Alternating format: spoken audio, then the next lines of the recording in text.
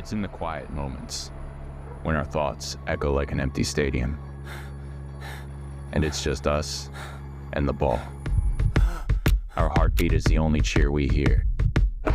And the laced up boots, they're not for applause, but for the love of the game. We dribble, we shoot, we miss. Replaying in our heads a mental highlight reel of what was.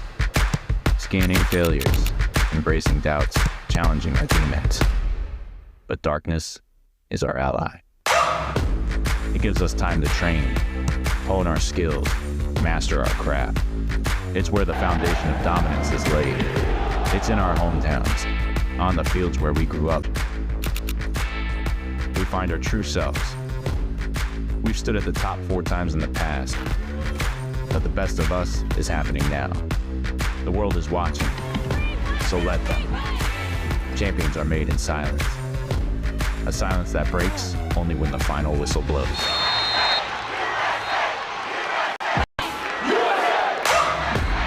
We're not chasing glory. We're crafting our legacy.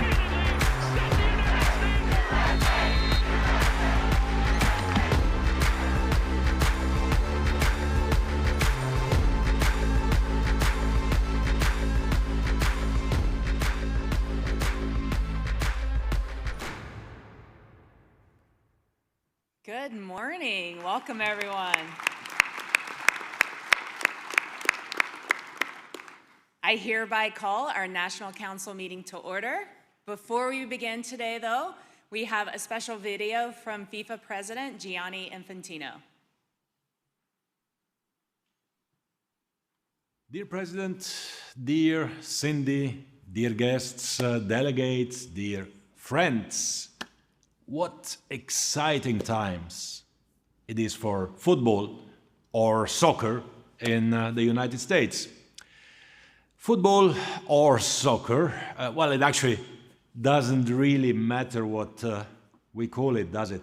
We all love the same beautiful game, so football will truly unite the world in the US and across the entire region over the next 18 months. The new FIFA Club World Cup later this year will be the first of 2 global celebrations that the United States will proudly host. Millions of fans from the 32 best clubs in the world, together with the local football community, will come together in the 11 fantastic host cities, including, of course, Atlanta, where you all gather today. They will all wear different shirts, but will be connected by the same passion. It is a passion they share with billions around the world, as the United States provides the launchpad to take club football into a whole new era, culminating with the official FIFA Club World Champions to be crowned on Sunday, the 13th of July 2025 in New York, New Jersey. And then fast forward 12 months and the party will be even bigger with the FIFA World Cup. The US has already hosted a FIFA World Cup, of course, but the game has moved on a lot since 1994, and the FIFA World Cup has also moved with it, with 48 teams, and with you as one of an unprecedented trio of co-host nations together with Canada and Mexico. The tournament in 2026 will be the most inclusive FIFA World Cup ever and a truly historic event. It will be a tremendous catalyst for the game around the world, and especially, of course, in your backyard, as millions of American girls and boys see some of the planet's best players competing on their doorstep in 11 fantastic venues spread all across the country. It will surely provide even more impetus to so many of the growth areas and strategic priorities that I know you are focusing on across US soccer. The legacy of the FIFA World Cup in 2026 will be felt for years. And that is also true of the Arthur M. Blank US Soccer National Training Center, which will open its doors next year to become a facility where future generations of talent can develop and grow before shining on the international stage in the decades to come. Indeed, in bringing facilities, staff, and national teams under one roof there in Atlanta, this resource directly meets the needs of your strategic pillars and leaves foundations for the legacy we know the next years will bring. The passion for creating those coping stones for soccer's future is also shown in the significant investment from Arthur Blank's family foundation to make this incredible project a reality. Thanks, Arthur. As I said, these are incredibly exciting times for US soccer, and I'm sure you will all feel that energy over the next few days. I wish you all a very fruitful annual General Assembly and send you my best wishes and support for the work you have already done, and of course you will do to make football, soccer this time, flourish in the United States. Thank you very much. All the best to all of you. See you very, very soon. Take care. Bye.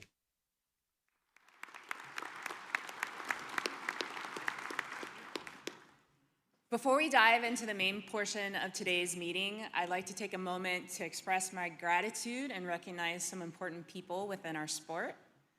A special thanks to Neil McNabb, Jim Walker, and all of Georgia's Soccer for hosting us. We're thrilled to welcome you all to Atlanta this weekend. I'd also like to thank our friend Philippe from CONCACAF and our friends from FIFA and Jair, Jose, and Sergio for being here with us this weekend. Not sure why you're sitting in the back of the room, maybe so you can make a fast exit, but glad you're here. Thank you.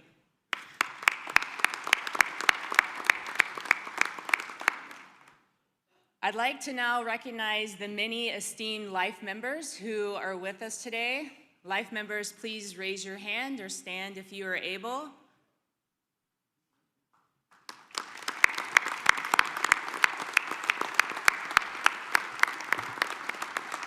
Thank you for your continued commitment and dedication and service to soccer. If you have represented our country on one of our national teams, please stand or raise your hand if you are able. Oh, I see you in front.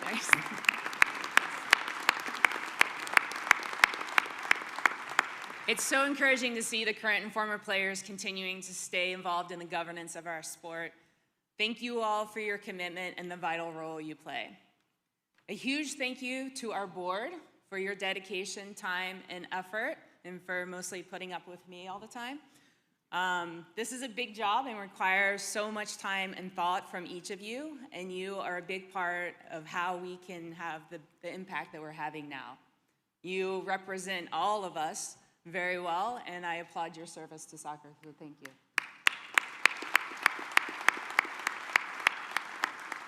And of course, a tremendous thank you to all my colleagues at US Soccer, not only for putting the time and effort in for this weekend's event, but for all their tireless work throughout the year.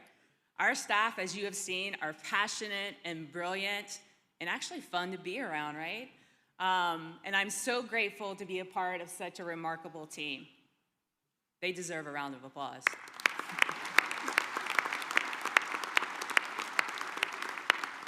And finally, thanks to our members and guests for everything you do to support our sport. I hope that you've all enjoyed this weekend. I know I certainly have. And Sam, really sorry for kicking the ball into your face last night. Hopefully your jaw has recovered.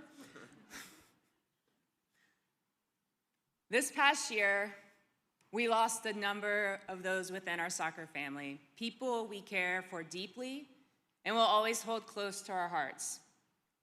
Please stand if you are able for a moment of silence as we remember and honor the friends and members of our soccer family who left us this past year.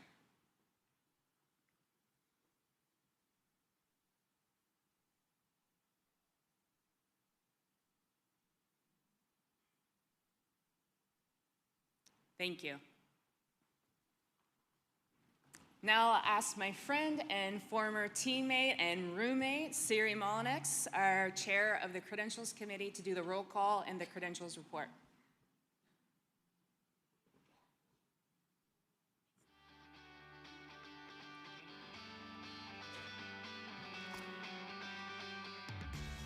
Thank you.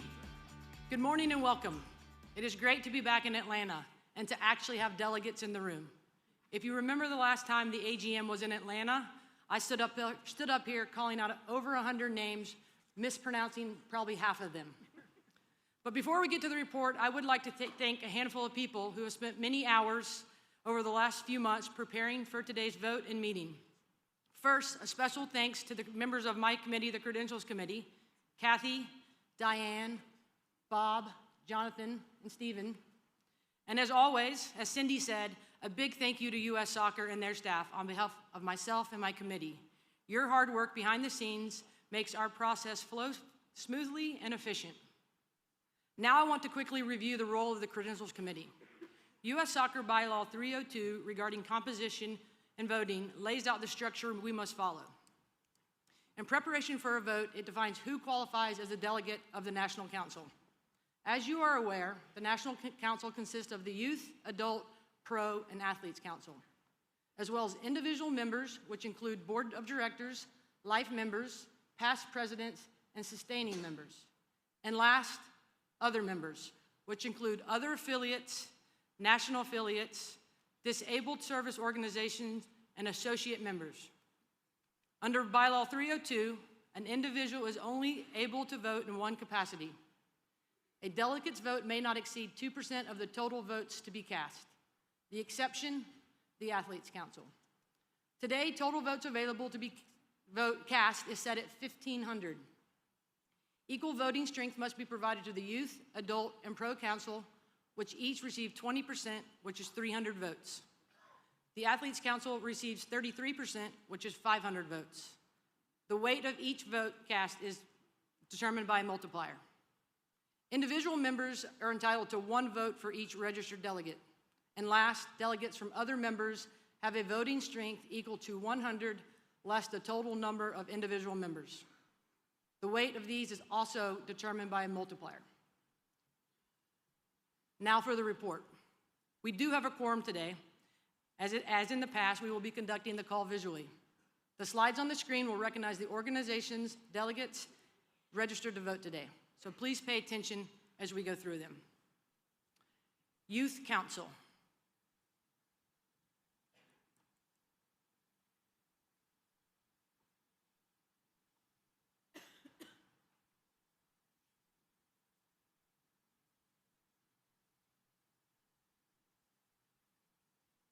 Next slide.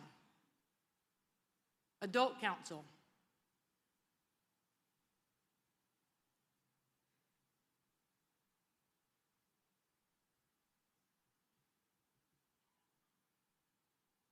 Next slide. Pro Council.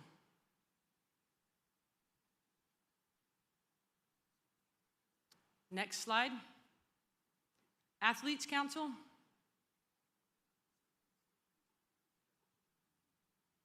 Next slide. Individual members.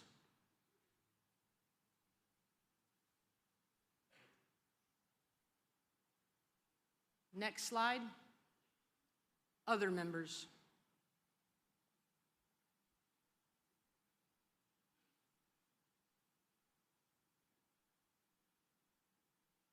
Next slide. As we can see in the summary of the credentials report, the number of delegates, the voting strength, and multipliers were needed.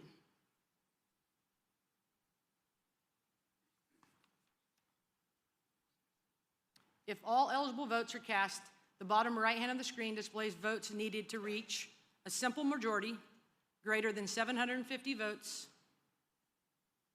and 2/3 majority greater than or equal to 1,000 votes. This concludes the report for the 2025 National Council meeting. Do I have a motion to approve the report? Do I have a second? Any objections? Hearing none, the 2025 credentials report has been approved. Thank you. Now, as we prepare to vote, we have 2 test questions to get familiar with the voting process. You will answer by pushing 1 or 2 on your clicker. And since we're in Atlanta, that will be our theme for the questions today. Test question 1. How many matches will Atlanta host during the FIFA World Cup 26? Voting is open. 1 for 8, 2 for 10.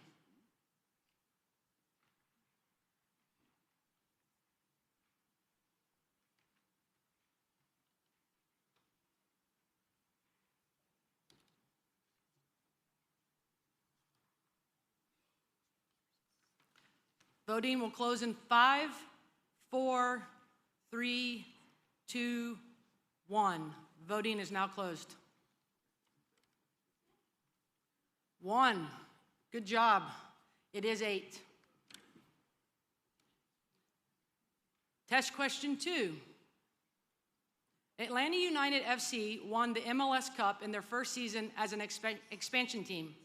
True or false? 1, true. 2, false. Voting is now open.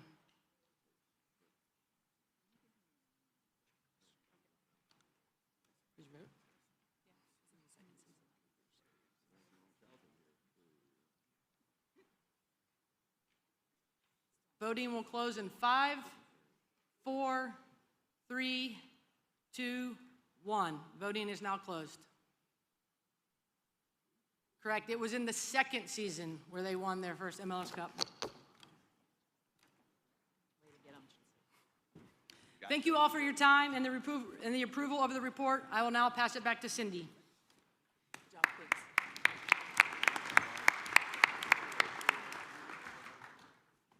Thank you, Siri. I have to say that the last year has been one of the most fulfilling of my tenure as your president. And I'm even more energized and looking forward to what we can achieve over the next year. The excitement surrounding our sport is absolutely palpable, and it's a direct result of the collective efforts of everyone in this room and many that could not join us today. While the last 12 months have absolutely flown by, all of you should be very proud of everything we've achieved both on and off the pitch. You, our members, are showcasing remarkable growth and collaboration, demonstrating success across all levels of soccer. And our national teams were successful, especially our women's national team, who's back on top of the podium, winning Olympic gold this summer. So please enjoy this, yeah.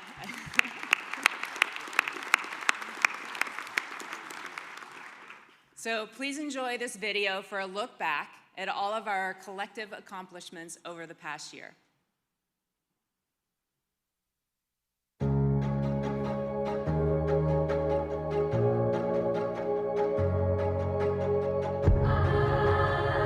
Behind every victory, in every game, every league, there is a story. A story that records every step for a player, from resilience and doubt to tenacity and support. A moment that takes you from hope to belief. To acknowledge that it was never I, but we. It takes a team to make a champion, and champions to make a team. It takes not a love of the game, but an obsession. A desire to compete, a desire to win. a desire to serve above oneself. On either side of you is the competition. But behind and in front is your support. Every coach who encouraged, every referee who set the standard for fair play, every member who made it possible, and every person who enabled you to participate. It was all in service to soccer. This year, we have enjoyed many moments to celebrate.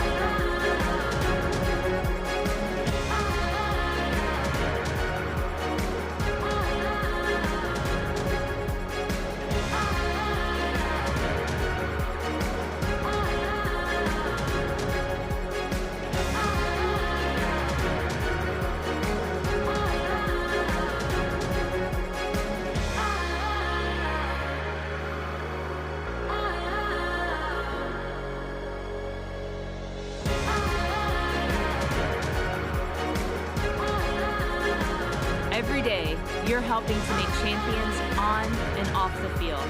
You make us proud. You are the best of us. You are the best of us. You are the best of us. You are the best of us. You are the best of us.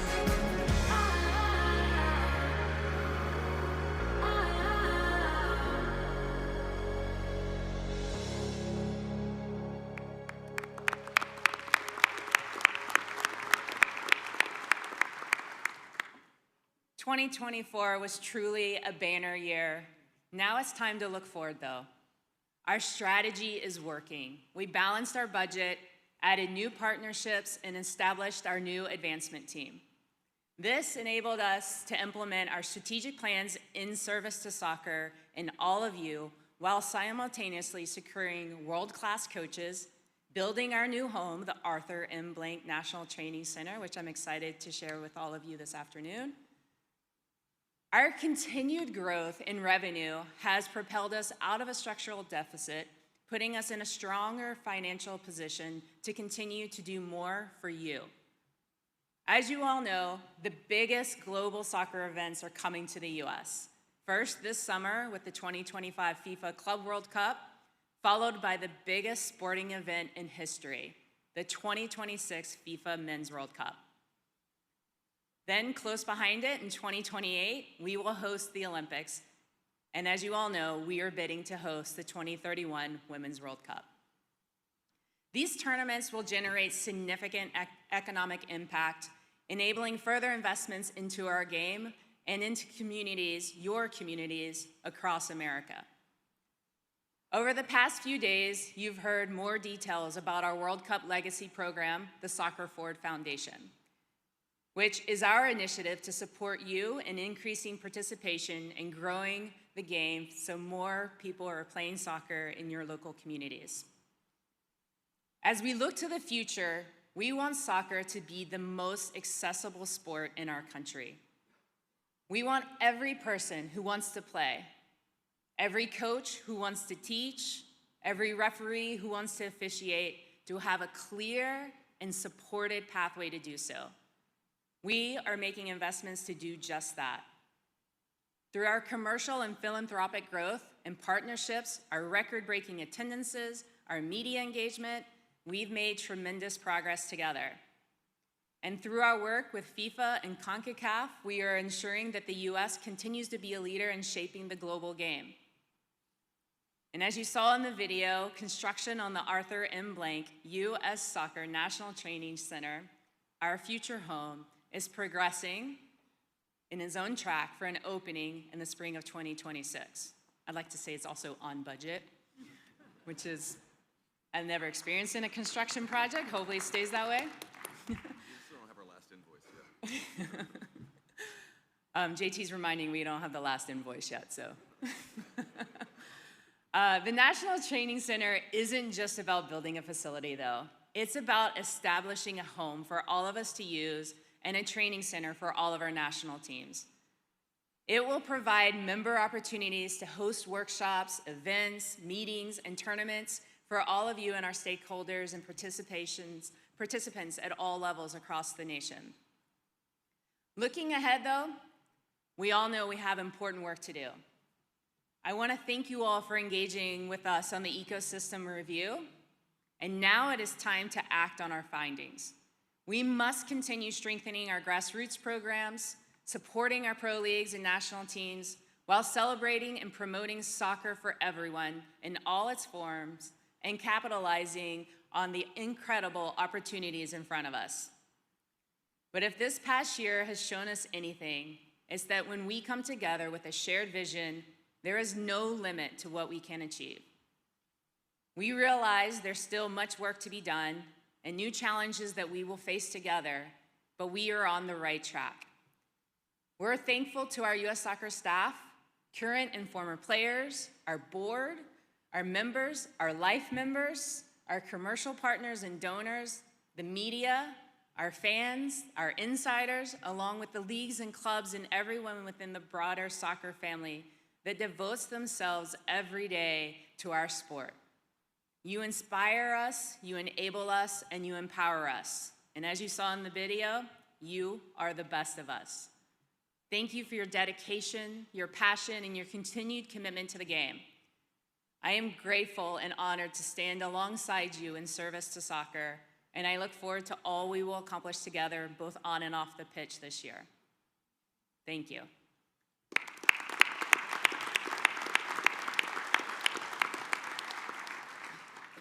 Before I pass the mic to JT, I just want to thank you for your partnership every step of the way. You've helped bring so much of this vision to life, and I'm grateful that we're on this journey together, and I couldn't miss out on this opportunity to embarrass you in front of everyone. But seriously, I couldn't have asked for a better partner to go on this journey with, so thank you very much. Your turn.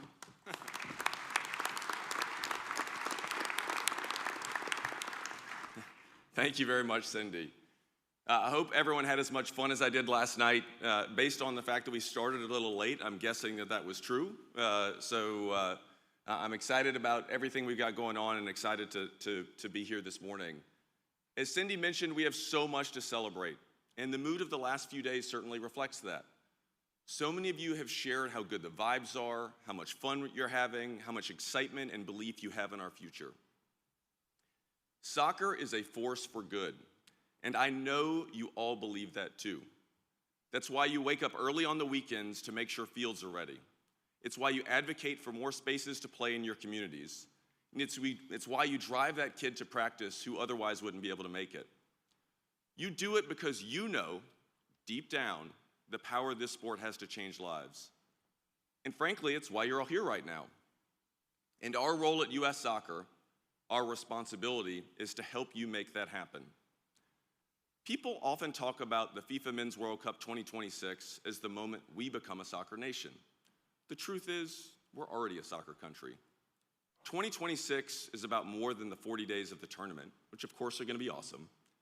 It's a catalyst for us all coming together to achieve even more. Thanks to our incredible fans, partners, and donors, the support from Cindy and our board, and the hard work of our team and all of you, in fiscal year 24, we achieved a surplus. We're on track to achieve another surplus in fiscal year 25. And as you'll see in the budget video, we expect to be in the positive again next year, all while investing record amounts in all levels of soccer and while repositioning U.S. soccer to be in service to you. We heard you. We all share big ambitions of bringing soccer everywhere to everyone, having our national teams and pro clubs win on the world stage, and maximizing investment in our sport. We fully embrace that the work you do every day in your communities is the key to making these shared ambitions a reality. That's why yesterday we launched our In Service to Soccer strategy.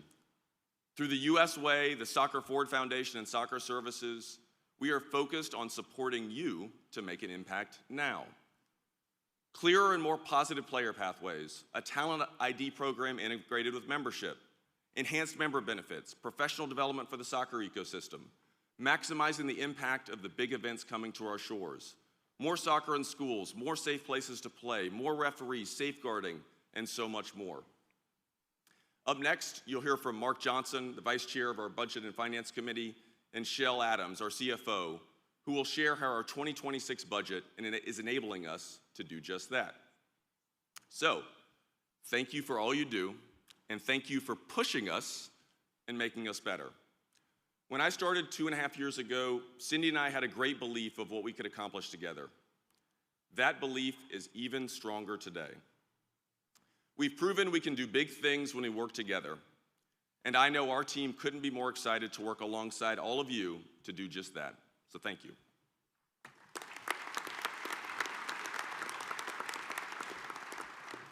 Thank you, JT. Everyone has received the minutes of our 2024 National Council meeting in Dallas. I need a motion to approve the minutes. Is there a second? Great. Any objections?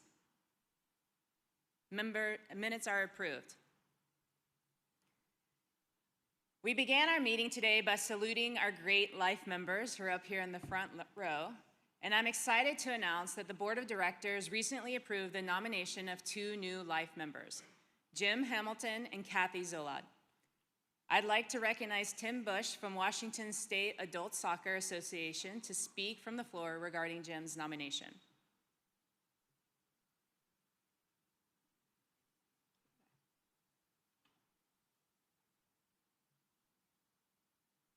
Where is he? I can't see.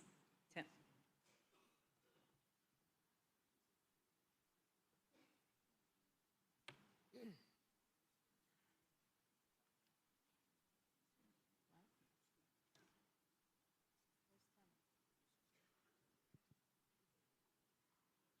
Where's Tim?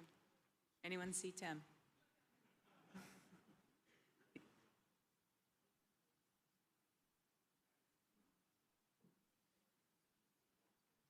Not here? Are we looking for him? We could do Kathy first. I'm good with doing Kathy first. I mean, ladies first, right?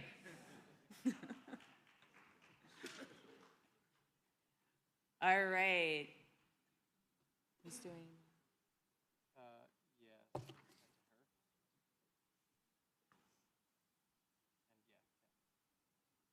All right. I'd like to invite Jeff Sommer from USU Soccer to speak from the floor regarding Kathy's nomination.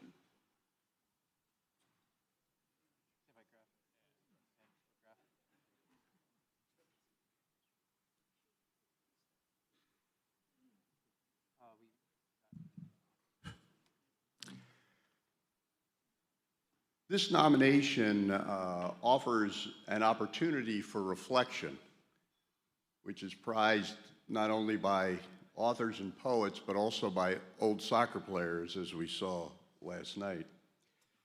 An organization like this that is national in scope reveals itself not only by the women it produces, but by the women it honors and the women it fates. So I rise this morning on behalf of the United States Youth Soccer, Connecticut Junior, Eastern Pennsylvania, and my fellow state associations and countless others to bring forth the nomination and speak on behalf of Kathy Zolad for life member.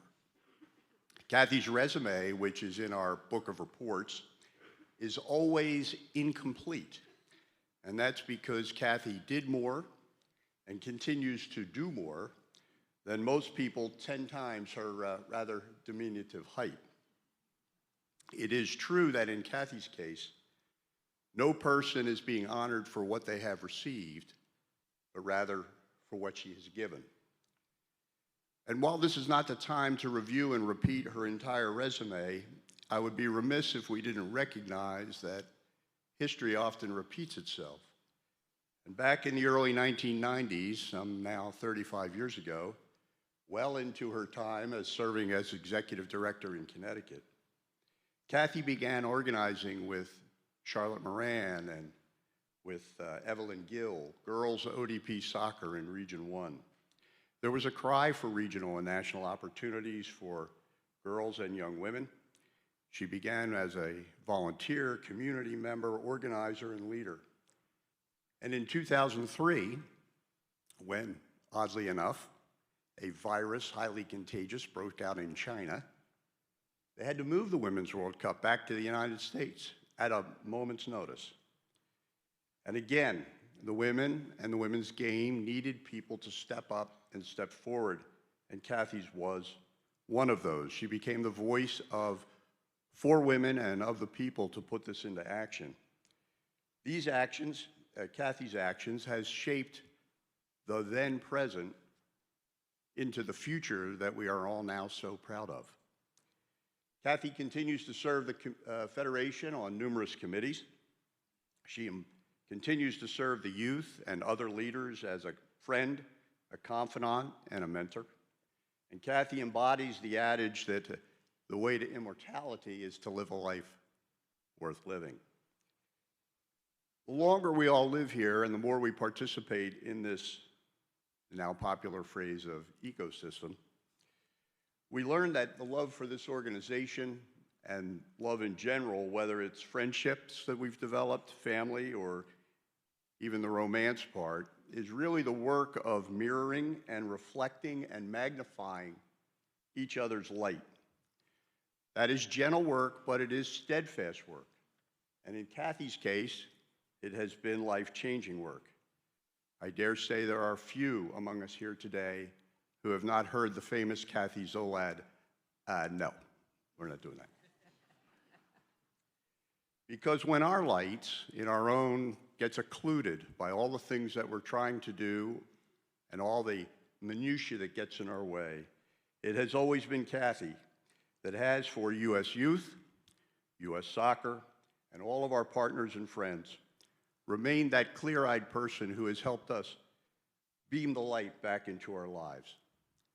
And we at the United States Youth Soccer Association are proud to nominate and now recognize Kathy Zolad as a life member of the United States Soccer Federation.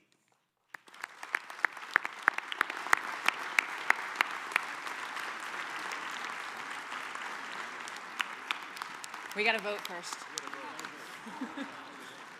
Hold the standing ovation. Not that she doesn't deserve it, but we actually have to vote on this.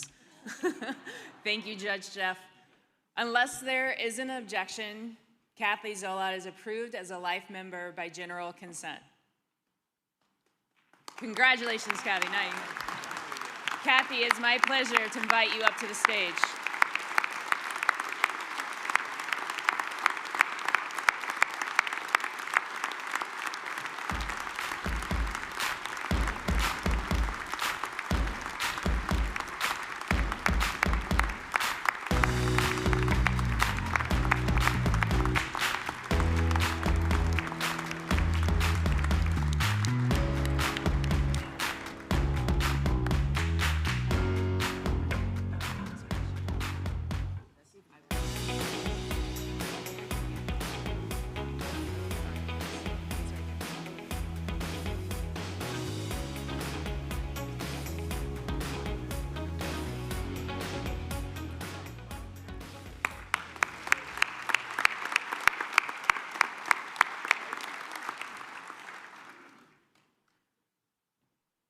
Tim, thank you for joining us. I'll recognize Tim Bush. I thought it was a great time to run to the restroom. I apologize. Not that the budget wasn't really that interesting, but you know. At any rate, my name is Tim Bush. I'm the president of Washington State Soccer Association. I'm an adult commissioner and a great friend of Jim Hamilton, who is a real treasure, not only in my state, but for U.S. soccer in general. We actually had sort of a parallel career. Jim started playing in about 1980 on an over 30 team. I was 24 when I started playing because there wasn't any youth soccer. And you talked about the grassroots game. There were no turf fields. There were no portable goals with nets on them and all the rest. So to play soccer, we had to beg parks departments, school districts, anybody we could to put up goals. And every time we did, somebody from softball or baseball would put a fence in the middle. So that's where we started. And Jim and I was president of the league at that time. And Jim will tell you the story. I also have had a referee badge since 1978. I'm an emeritus, and we're really proud of that. So I was playing in the open division. Jim was in the over 30, and he will tell you that the only referee that ever gave him a yellow card was me. And it was very simple. I don't think either Jim and I would claim that we were really great players, but he was playing left back, and the ball was about to go over his head, and he didn't want to chase it, so he jumped up and dropped it, and he got a card for it. And he deserved it, but he'll whine about it. But the best story, about Jim is, just like me, every time there was a job to be done, he volunteered for it. So he played with a team of lawyers out of Vancouver, Waterbed Freds. And for younger people, if you've never been on a waterbed, you've missed something really like the 70s. And so the guy that founded the team quit, so he became the manager of that club. And then a few years later, he's had a meeting, and the guy that was president broke his leg and didn't want to play anymore and became the league president. And he started getting involved with the state association. I moved across the state and became the vice president of the state association. And a couple years later, we sort of ran a coup against the folks that were running our state association. So I've been president since 1992. Jim was our secretary, sat next to me until February, where he finally resigned. He's such a quitter. But most significantly, the story about how Jim got on the U.S. Soccer Foundation, the legacy from the '94 World Cup, is so interesting because it was really a collaborative effort between the folks in Region 4. We had a meeting in Pasadena in 1993, and Frank Rojas, who was our executive director, or was our regional director rather, did the best thing. He got us a luncheon at the Rose Bowl in the press box, and we got to run around on the field. And then they announced that they were looking for some people to set up a foundation to handle the proceeds from the '94 World Cup. And so a bunch of our delegates, which included Mike Edwards and Bob McGee and a bunch of folks, said, the best way to get somebody from Region 4 adults on the board is to run one candidate, and Jim got elected. By the way, Jim is a single practice attorney in Vancouver, Washington, and no one knew who the heck he was. And of course, people are a little suspicious when they don't know who you are and all the rest. But he had an extraordinary run. He ran the World Cup, the foundation for 9 years, and it aided with the founding of MLS and so many things. Even amongst my board of directors at home, we asked Jim after the award was announced, what did you do with the foundation? And after 5 minutes, he still was explaining what went on. So it was really outstanding. And with that, I would just say Jim served not only running the foundation, but he also served both on this NBOD and with USASA and all the rest. And so his daughter Christina is here, and I want to congratulate him. He's a real gem. So thank you very much.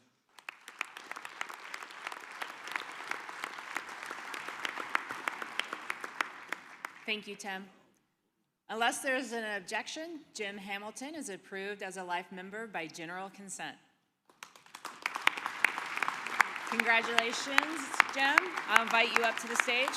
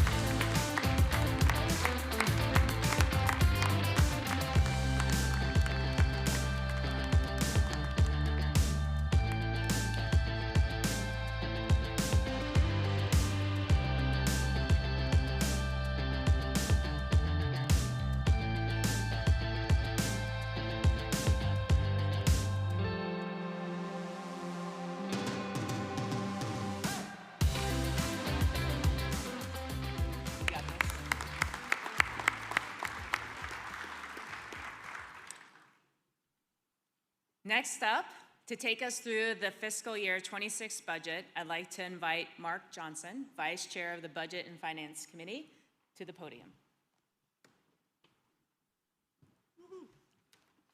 No applause for budget? Thank you, Cindy. Good morning, everyone. Today, I'm asking that the National Council join me in supporting approval of the proposed fiscal year 2026 budget as included in the most recent Book of Reports.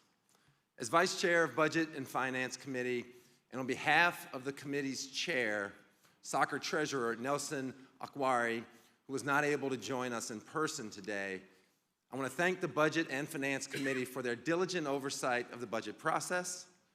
The Budget and Finance Committee includes Sean Boyle, Rick Budvej, John Collins, Nathan Goldberg-Cranier, and myself, and Nelson. I'd also like to thank Shell and the U.S. Soccer staff for their efforts throughout the process. In November 2024, the Budget and Finance Committee reviewed the fiscal year 2026 budget. The committee recommended approval of the budget to the Board of Directors. Subsequently, the board approved the fiscal year 2026 budget. Let's now review the budget highlights narrated by our wonderful Chief Financial Officer, Shell Adams. Soccer in America is entering a transformative era, presenting us with unique opportunities to expand the game's reach, success, and impact. Since launching our strategic vision in fiscal year 2025 with extensive collaboration and feedback from the soccer community, we have worked in partnership to define a strategy that aligns all of us around common ambitions. Our collaboration has led us to our North Star, that U.S. soccer exists to be in service to soccer. Our mission to be in service to soccer and support those who bring the game to life across the country is now financially fueled by two key factors. First, we have fully transitioned to operating our own commercial enterprise, strengthening our ability to invest in our strategies and mission. Second, early signs show strong philanthropic potential, opening new opportunities to grow the game and invest in our members. Together, these two factors are important contextual points in our ability to drive the sport forward in fiscal year 2026. We are proud to have achieved a transformative financial milestone, closing fiscal year 2024 with a surplus and forecasting another surplus in fiscal year 2025. Looking ahead to fiscal year 2026, we will build on this strong foundation to ensure sustainable growth for our future. Driven by our commitment to be in service to soccer and fueled by both commercial and philanthropic success, we've advanced key initiatives, strengthened our foundation, and maintained a strong financial position, setting the stage for what's next. In fiscal year 2026, we are doubling down on our commitment to serve our members and grow the game. We will focus on three core strategies: developing talent pathways through our U.S. Way strategy, expanding the game's impact with the Soccer Forward Foundation, and providing soccer services to the ecosystem, making it vibrant, safe, efficient, and positive for everyone involved. The U.S. Way recognizes that 95% of player development happens at the club level, making partnerships between clubs and country essential to cultivating the next generation of talent. To support our U.S. Way strategy, we are investing in player pathways, shared infrastructure, and professional development to ensure both players and professionals have the tools they need to succeed.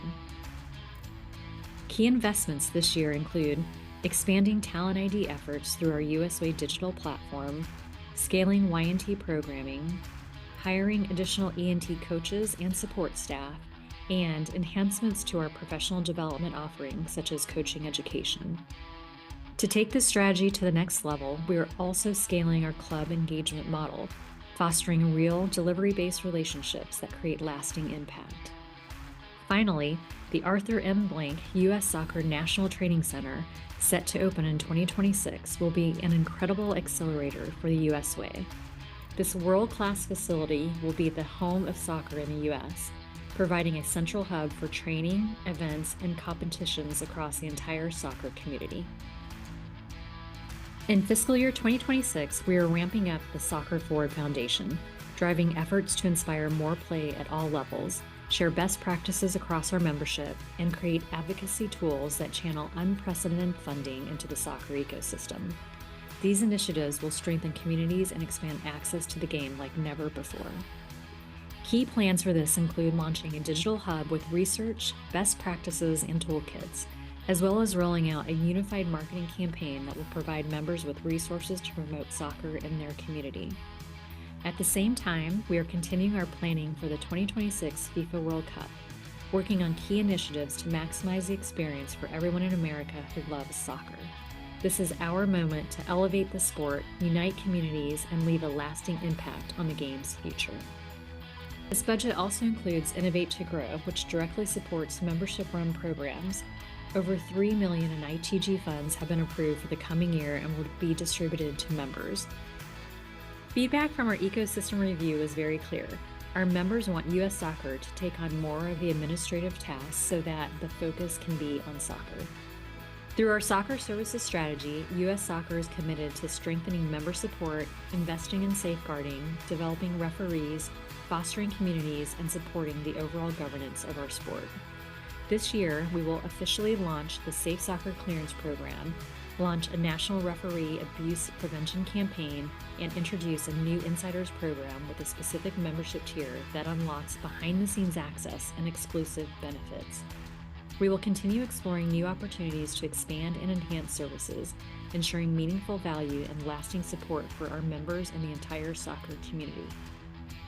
U.S. Soccer's fiscal year 2026 budget takes a balanced approach to driving impact across the soccer ecosystem. With a growing commercial enterprise and early philanthropic success, we can bridge gaps and invest in the game's future, but there is still more to do. Collaboration remains key to maximizing our impact and ensuring every dollar supports soccer's growth. We thank our members, board of directors, athletes, coaches, referees, fans, donors, partners, and our staff for their dedication to elevating the game. With your support, the best is yet to come. We are now requesting the National Council's approval of U.S. Soccer's fiscal year 2026 budget.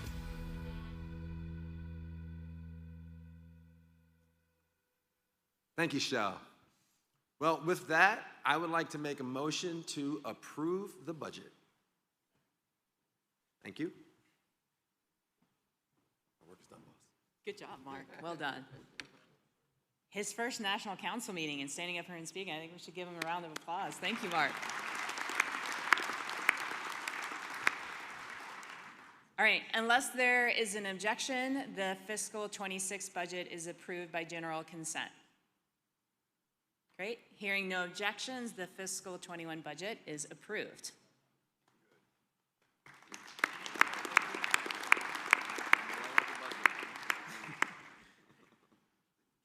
As was just highlighted in the budget approval, $3 million in Innovate to Grow grants approved in last year's cycle were directly funded by the FIFA Forward 3.0 program from 2024 through 2026. As part of the Forward 3.0 program, the board of directors approved the contract of agreed objectives signed with FIFA in May. This supported development at the grassroots level to be delivered through our Innovate to Grow grant program and the launching of a high-performance program for all national youth squads with the aim of improving individual and team performance. Thank you, FIFA, for your continued support and notably our membership for their partnership and commitment towards growing the game. Now, I will call up Greg Feit to go through membership applications. Thanks, Greg. Thank you, Cindy. Included in your book of reports, there are 4 membership applications that have been previously approved by the board as provisional members. The applications are from Maine Soccer Association, U.S. Amputee Football Federation, United States Dwarf Football Association, and Utah Soccer Federation. Membership applications require approval of the majority of the National Council. Unless there is an objection, we will handle the membership applications by the general consent process. So starting off with Maine Soccer Association. Maine Soccer Association was provisionally approved by the Board of Directors as an adult state association. Unless there is an objection, Maine Soccer Association as an adult state association is approved by general consent. Congratulations on becoming an adult state association men's soccer. If there's a representative from the Maine Soccer Association present, please approach the microphones. Thank you. Good morning. My name is John Morgan with the Maine Soccer Association. I want to, on behalf of our state association, I want to thank the leadership, the staff, the members of the U.S. Soccer Federation for approving our membership application. We would like to thank the leadership, staff, members of U.S. Adult for accepting us into their organization a couple years ago. I also want to thank our members and our member clubs for bringing multi-generational programming to Maine. In Maine, we have an old saying that as Maine goes, so goes the nation. And so we are hoping that working with our youth state association counterparts, we can make the future of Maine soccer brighter than ever. And thank you very much. Appreciate it.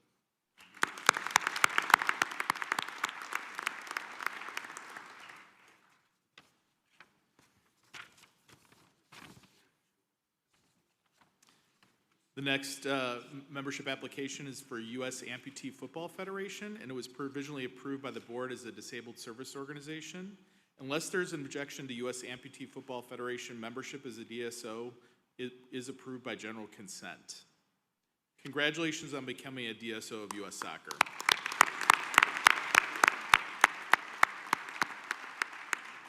If there is a representative of U.S. Amputee Football Federation, please approach the podium or the microphones.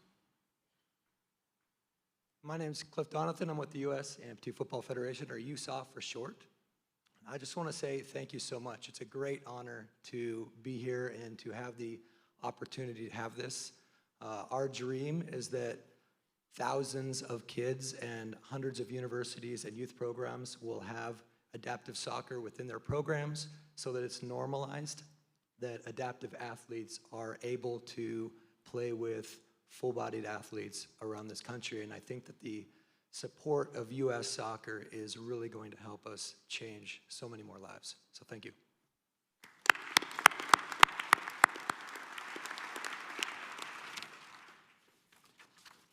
The next application is from the United States Dwarf Football Association, and they were provisionally approved by the board as a disabled service organization. Unless there is an objection, the United States Dwarf Football Association membership as a DSO is approved by general consent.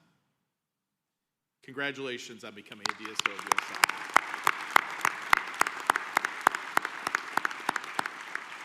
If there's a representative present, please approach the microphones. Thank you. Yeah, you're We'll have somebody over there in 1 second. No, you're good. Okay. That's fine. There you go. Thank you. On behalf of the United States Dwarf Football Association, thank you to the board and everyone here. Special shout out to Mike Edwards, who's done influential work in getting us to where we are today, as well as Zach Roloff, who was here at last year's convention, and our president, and Shauna Schrodel, for being another influential member. As people with dwarfism, we're just grateful, and we're trying to spread the joy of soccer like so many other adaptive associations. And it's just a really great opportunity, and we're really looking forward to being a part and continuing to spread the joy of soccer to people in our community. So, thank you guys very much. Thank you.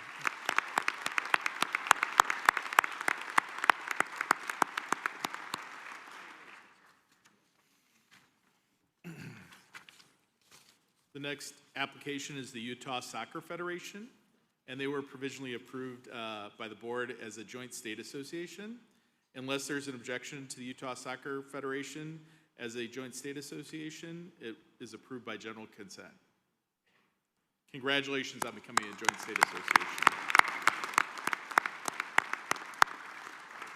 If someone is from Utah Soccer Federation, if they can approach the microphone. Thank you. Thank you. My name's Brian Babcock. I'm the president of the newly formed Utah Soccer Federation, which is bringing together our youth program under Utah Youth Soccer and our adult program under the Utah Soccer Association. It's a great opportunity to bring those two organizations together under one umbrella where we can take it from cradle to not necessarily the grave, but right before the grave, where we can continue to work. Where we can have a smoother transition between the youth program and the adult program, so we can grow the game in Utah. We appreciate all the support from both the youth side and the adult side, and with U.S. Soccer to get this thing done. A lot of hard work took place to get it done, but we're looking forward to growing the game in Utah. Thank you.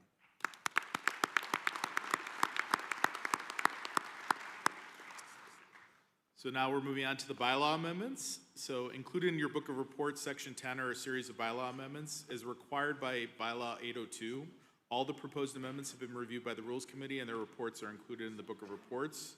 We'll now proceed to consideration of the proposed amendments. So the first item for consideration under this section is the amendment to bylaw 109-1, proposed by the U.S. Soccer Board of Directors. It is included first in your book of reports in the bylaws section. The proposal is an administrative update to the definition of administrative commission. The Rules Committee's recommendations are printed in the book of reports with the bylaw. So because this requires a 2/3 vote, we're going to go ahead and go through the voting process. The question is on adoption of the proposed amendment to bylaw 109-1 as found in the book of reports in bylaws section 10 subsection A. Is there any discussion on this one?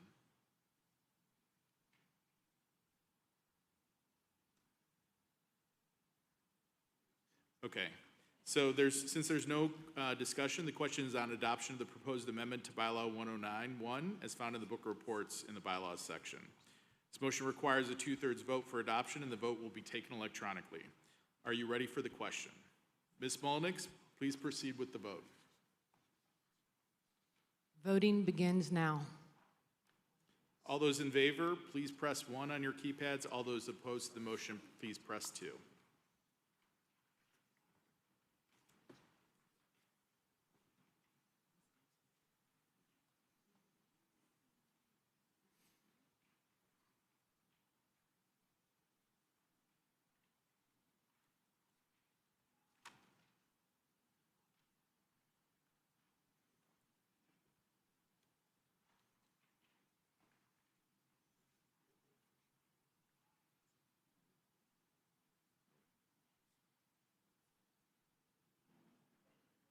Voting closes in 5, 4, 3, 2, 1. Voting is now closed.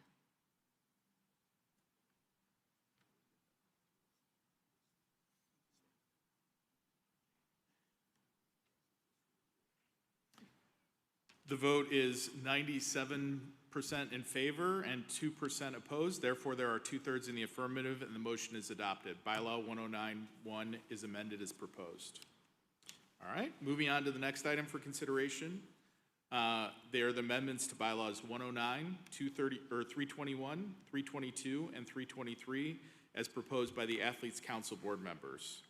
They're included in your book of reports in the bylaws section, section 10, subsection B.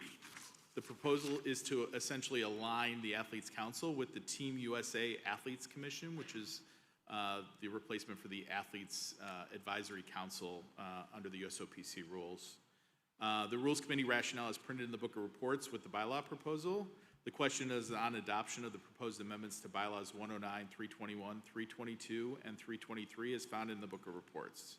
Is there any discussion on these?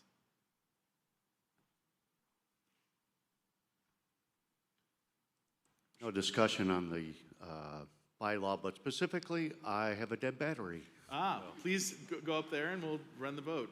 To the left, to my left, to your right. They'll be able to replace the batteries for you.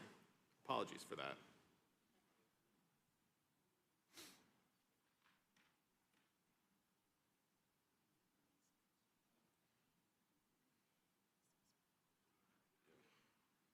We did check them this morning, I promise.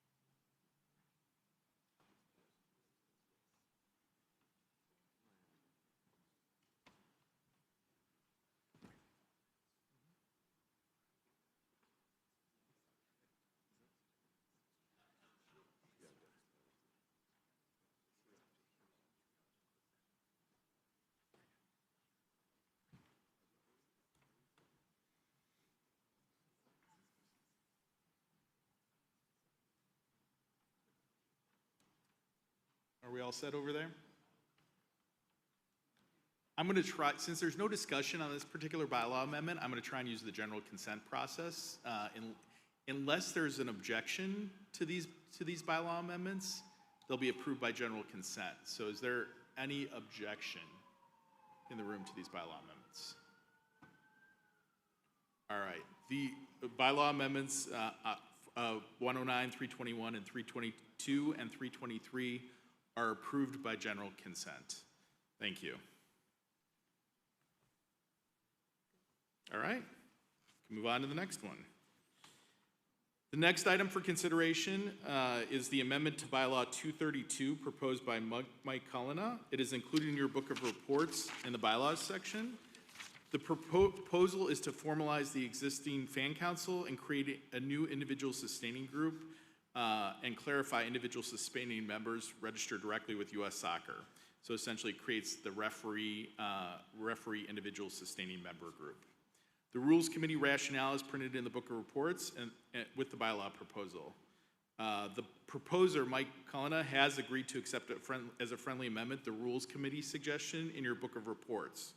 So the question will be on the adoption of the proposed amendment to Bylaw 232 as amended and as reported in the Credentials Committee Book of Reports. Oh, yeah, absolutely. Mike, you'll have first recognition as the proposer. So the question is on adoption of the proposed amendment to Bylaw 232 as amended and found in your Book of Reports. Is there any discussion? Chair recognizes Mike Cullina. So I'm pleased that this amendment has sparked some spirited debate. And in working with the chairs of the Adult and Youth Council, they've agreed to form a working group across the councils. They're going to look at the structures related to referees and bring something back that addresses our processes, our structures related to some of the shortages, development of referees, and retention of referees. And so as a result, we're going to withdraw this amendment and allow the groups to work together on something that I think everyone can agree with, hopefully. So with that, I withdraw the amendment. Unless there's an objection, the amendment is withdrawn, and we'll move on to the next amendment. All right, thank you, Mike. So the next proposal for consideration is the amendment to Bylaw 302, Section 1A, as proposed by Sean Boyle and Mike Cullina. It is included in your Book of Reports. The proposal is to grant voting rights to the Vice President in the National Council. The Rules Committee rationale is printed in the Book of Reports with the proposed amendment. The question is on the adoption of the proposed amendment to Bylaw 302, Section 1A, as found in the Book of Reports. Is there any discussion? All right, thank you, Mike Edwards. So since that was the only comment and discussion, I'm going to try and handle it under the general consent process rather than go through the voting process. Unless there's an objection, the Bylaw 302, Section 1A will be adopted by general consent. Are there any objections?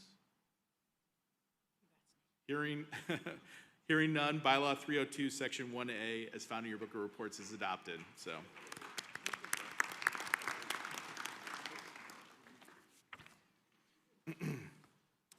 So the next item for consideration is Bylaw 401, Section 3, proposed by Sean Boyle and Mike Cullina. And I'm happy to recognize Mr. Cullina, but my understanding is that this bylaw has been withdrawn as well. Did you want to speak to it, Mike, or are you good? All right. So hearing no objections, it's withdrawn as well. So we're going on to the next one. Bylaw 412, as proposed by Sean Boyle and Mike Cullina, is in your Book of Reports. The proposal is to change the term duration for the Adult Council, Youth Council, Professional Council, and at-large representatives on the Board of Directors. The Rules Committee rationale is printed in the Book of Reports with the proposed amendment. This bylaw will take effect immediately if approved by the National Council and apply only to future elections.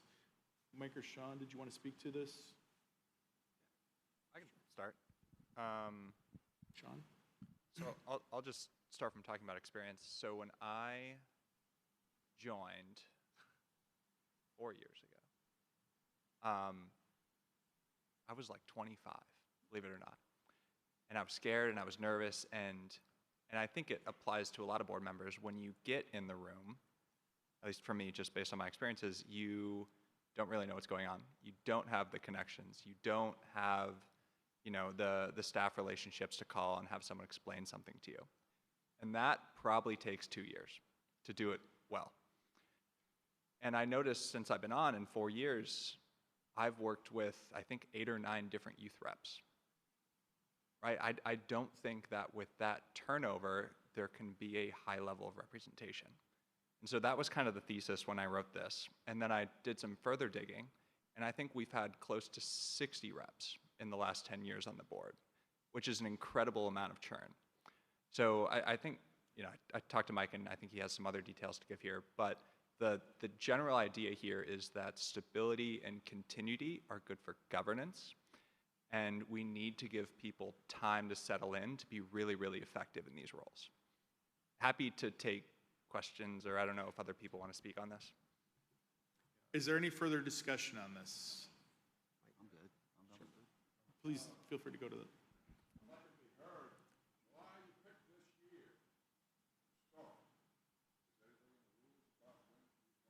So, yeah, recognizing Mr. DeBoer, the question just for everybody on the Zoom was why pick this year?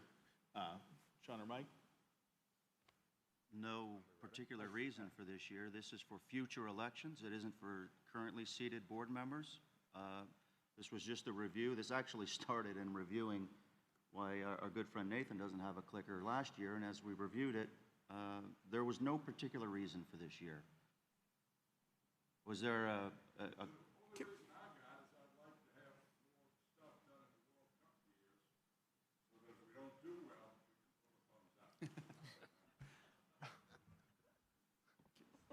Any other discussion? Yes, Ms. Juan Euro. So I appreciate what Sean said from a board perspective or individual board perspective. I also think that when you are electing your leaders to be representing in the board, part is representation, part is proper oversight and governance of the federation. And I think in the first 1 or 2 years, you are trying to learn even what's happening, what are the right numbers, what has been the history. So it's really very ineffective in terms of proper governance and oversight to have a board with an average tenure of 2 years, as we have over the last 10 years. I think the number is closer to 70 that we have board members over the last 12 years. So literally, this board has rotated 3.5 times. So that's not, again, proper governance. So I will urge you to consider your effectiveness in providing oversight to the federation really improves by longer tenure. Is there any further discussion? Please approach the microphone. All right. Oh, I've got somebody coming. Sorry.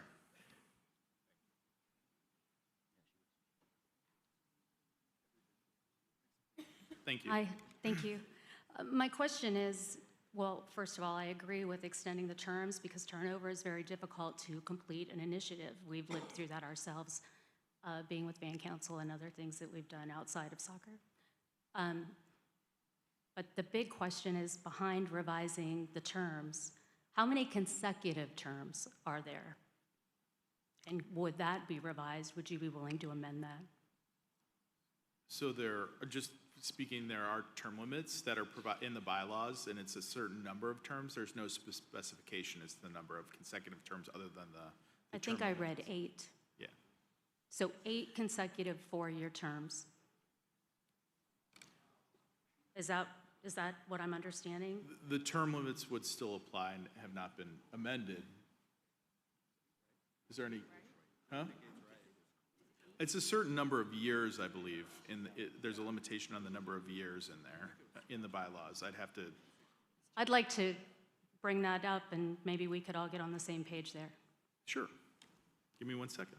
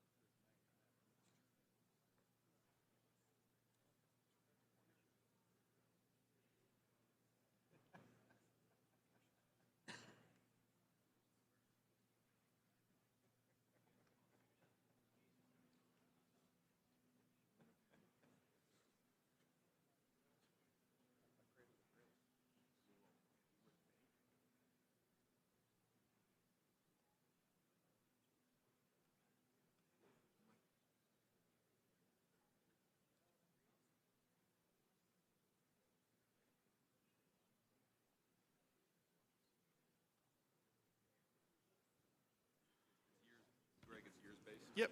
So there'd be no impact. Correct. Apologies for the delay. I just want to make sure I get the language right. So bylaw 413, section 1C. So no one may serve more than 16 years as a voting member of the board. It's different for elected officers and for full-time, for certain limitations. So the language is no person may serve more than 16 years as a voting member of the board. This limitation does not apply to elected officers, full-time employees of an organization member, or members of the Athletes Council. So the limitation of 16 years would still apply.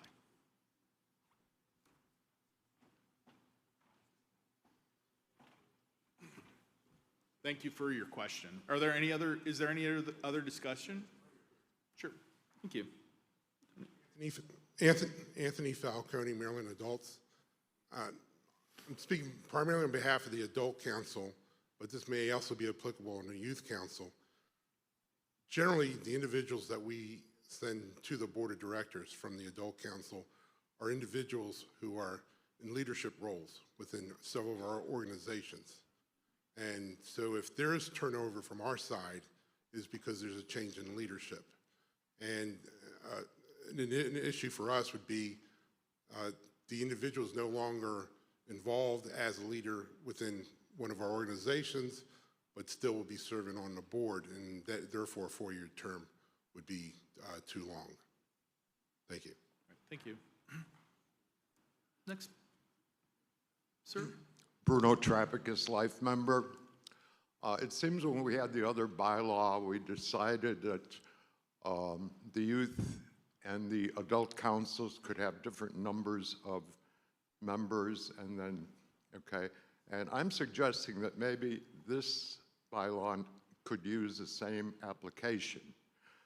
We have different rates of turnover among the different councils, and certainly the arguments that were presented are quite valid. But if we added the words, unless otherwise determined by a council at the end of this, okay, then one council could have 4-year terms, one council could have 2-year terms.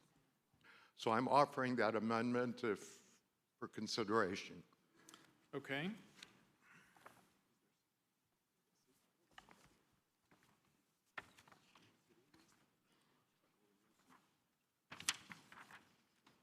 So,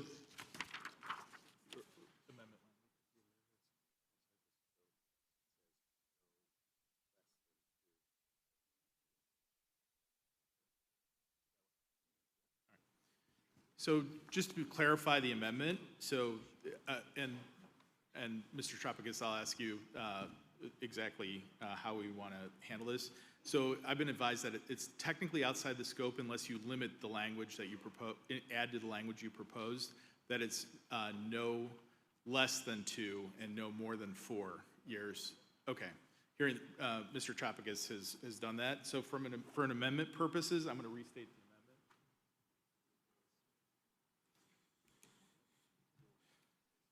So essentially the amendment was to the bylaw. Let me just make sure I have it here.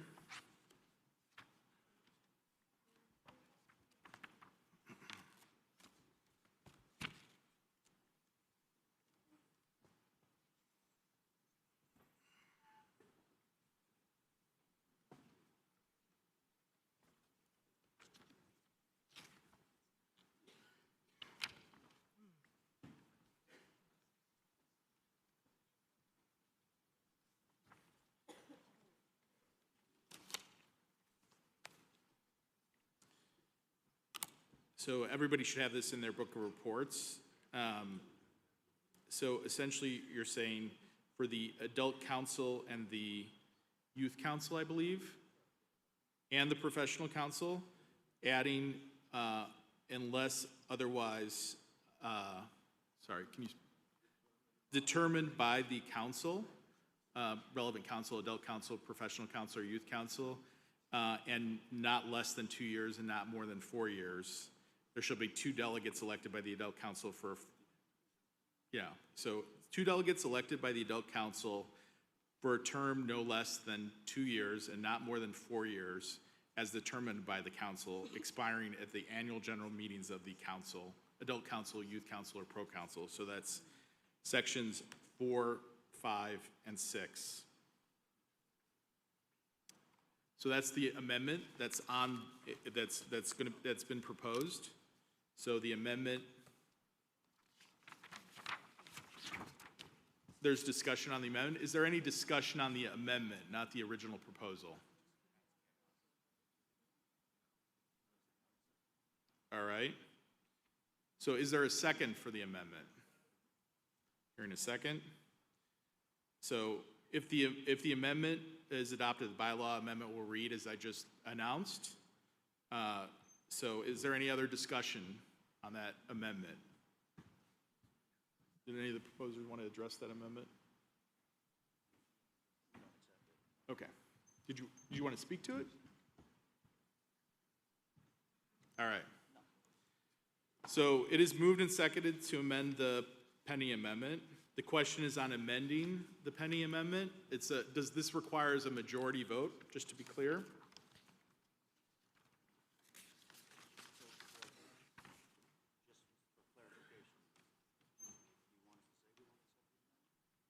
Sure, I'll recognize Mr. Cullinan. Yeah, just in consultation, we don't think that actually solves the riddle we're trying to solve here, so we would not accept the amendment. As a friendly, but obviously you can vote.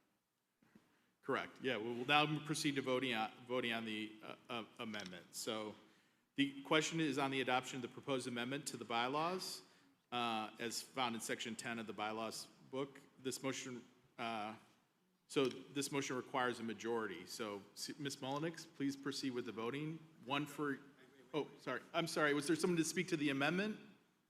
Or the amendment or the amendment to the amendment? My apologies. Thank you for, so not the original bylaw amendment, but this discussion is on the motion to amend. Is this discussion on the motion to amend? No, not yet. All right. So Ms. Mullenix, please proceed with the vote. 1, yes, to approve the amendment as described, and 2, no, if you reject the amendment. Voting is now open.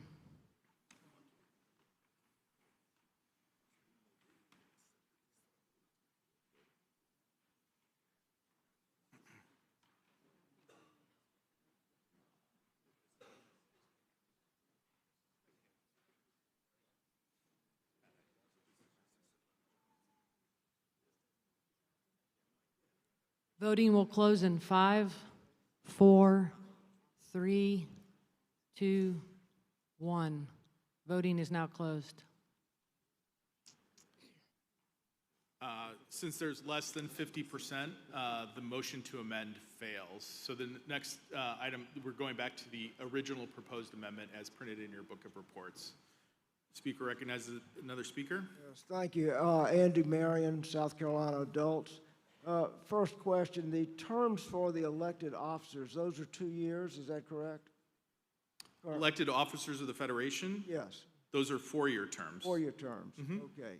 And I'm just trying to think through this.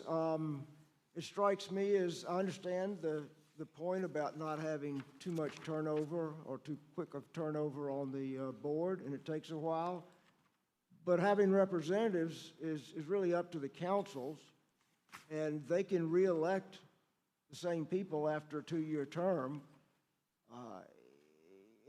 What this would do would be to force a council to keep someone on for a 4-year term, whereas otherwise they might decide they want somebody else. So after 2 years, somebody else could offer themselves for election from a council, and the council could say, yes, we want this person, but this amendment would say, no, you can't do that. You've got to keep the old person. So the turnover would only be because councils decide they want someone else, and I see nothing wrong with that. I understand the need to have continuity on the board, but nevertheless, I think the councils should be able to choose their own representatives as they want after 2 years. They can keep re-electing the same person, so that would not cause turnover on the national board. Otherwise, you might be forcing them to keep someone they would not otherwise want. So unless I get more sleep, I'm not in favor of this amendment right now. Is there any further discussion? Yes. Jerry Deaton, North Texas Soccer. I understand the purpose of this amendment. I see some good things in this amendment, but I also see a lot of confusion and a lot of bad things that are being brought out. I would like to make a motion to table this amendment until the next meeting.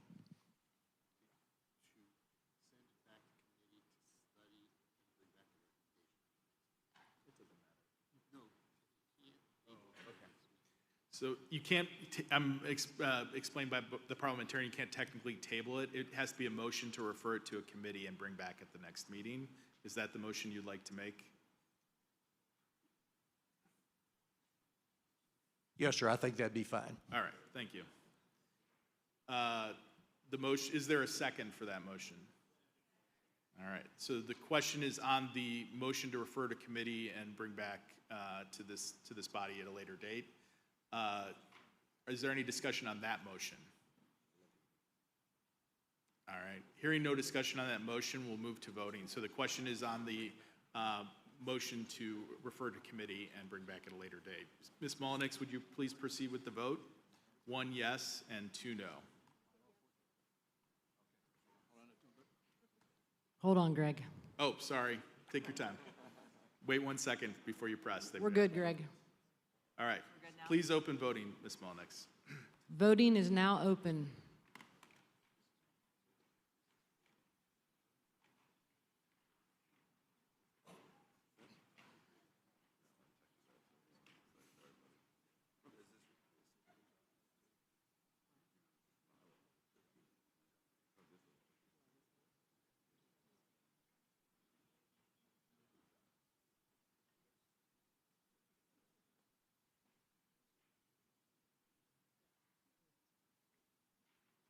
Voting will close in 5, 4, 3, 2, 1.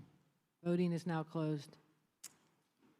There's less than 50% in favor of this vote, so it fails. The question is now back to the original bylaw amendment as printed in your book of reports, Bylaw 412, as found in the book of reports. So any further discussion? Hearing none, the question is on the adoption of the proposed amendment. Oh, sorry, was there further discussion?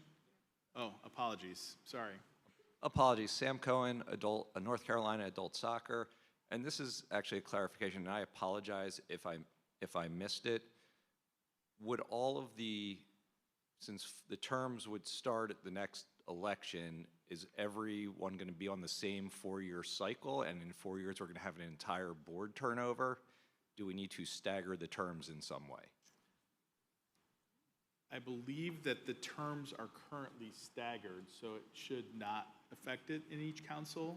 So, because each new term would be, that they're currently, every election is 2 years, I believe, and it's staggered that way in the councils. Right. It would then stagger to 4 years and then 4 years, so you'd still have the staggered election every 2 years, is my understanding of how the adult and youth councils work. Okay. All right, thank you for the question. All right, so the question, oh, I apologize, someone else? Sorry. Good morning, Trish Hughes, Commissioner of the Girls Academy. Having served on boards in higher education and certainly seen the amazing work that you guys are doing here, and I understand the goal here with continuity, the onboarding, I can truly sympathize with the work and the countless hours you guys put into this. But I would pose to my colleagues some questions for consideration as we vote. If we expand these terms, which leads to less turnover, these are my questions. Does this lead to board stagnation? Does it lead to a lack of fresh perspective? Does it create a potential for power imbalance within these boards and create reduced accountability and complacency within our board? And I think it's important we ask ourselves these questions as we consider the extension of term limits. Thank you. I appreciate it very much. All right. Yeah. So the question is on adoption of the proposed amendment to Bylaw 412. Yep. Yes. Sorry, Mr. Euro. Yeah, just sharing some data points again. The average tenure of this board has been between 2 and 2.5 years over the last 10 years. The average tenure of boards, including nonprofits, is between 6 and 7 years. So literally we are a third to the average. So that's one data point. On the imbalance of power, and I acknowledge what Andrew said on the council should have the right to select their leaders, and if they want to select it every couple of years. Selecting their leaders is one thing. Their voice into the board of U.S. Soccer is a separate thing. They may be the same person, they may be different persons, but your voice in the board of U.S. Soccer, by having people rotating every couple of years, you are just limiting your effectiveness. You are not allowing those people to sit in chair positions of the committees. Literally, they cannot do it in the first year. So I will urge you to think about, to the point of imbalance of power, you are literally undermining the effectiveness of the people that you are sending to the board by having that short duration. You can still select your leaders every couple of years, but your voice and your fiduciary duty in terms of oversight to the board needs to be beyond those 2 years. That's my humble opinion.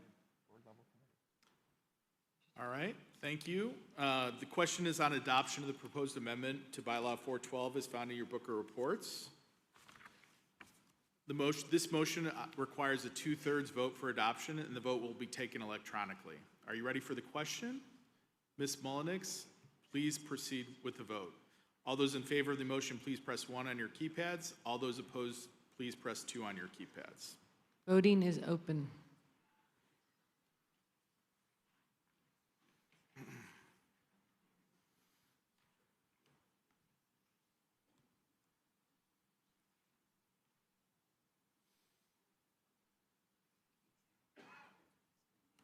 Voting will close in 5, 4, 3, 2, 1. Voting is now closed. The vote is 70.44% of the weighted vote in favor and 29.56% opposed. Therefore, there are 2/3 in the affirmative, and the motion is adopted. Bylaw 412 is amended as proposed. Thank you.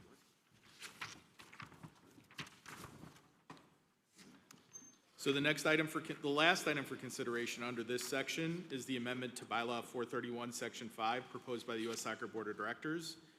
It is included in your book of reports. The proposal is to update the responsibilities for the Nominating and Governance Committee of the Board.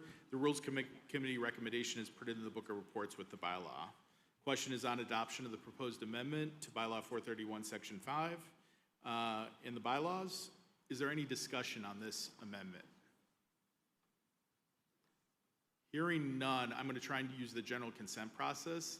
Unless there's any objections to this proposed amendment, Bylaw 431, Section 5, as found in your book of reports, will be amended. Are there any objections? All right. By general consent, the Bylaw 431, Section 5, as found in the book of reports, is approved. All right. Moving on. So the next section is a new policy amendment. It's found in Section 11 of the Book of Reports. The policy amendment is to lower the organizational fee for state associations not registering players through another organization member. Since this is an amendment to membership fees, it must be recommended by the board and approved by the National Council by a 60% vote pursuant to Bylaw 214. We will now proceed with consideration of the proposal to amend Policy 214-2. So the amendment was recommended with reservations by the board to the National Council on January 7, 2025. The question is on adoption of the amendment to Policy 214-2 as found in your book of reports. Is there any discussion on this one? Yes. Yes, Paul Shearer, Idaho State Soccer Association. First of all, the Idaho State Soccer Association is proud to be a charter member of U.S. Soccer. Why have I presented this proposal change for the fees to direct affiliation for state associations? I've been asked that several times.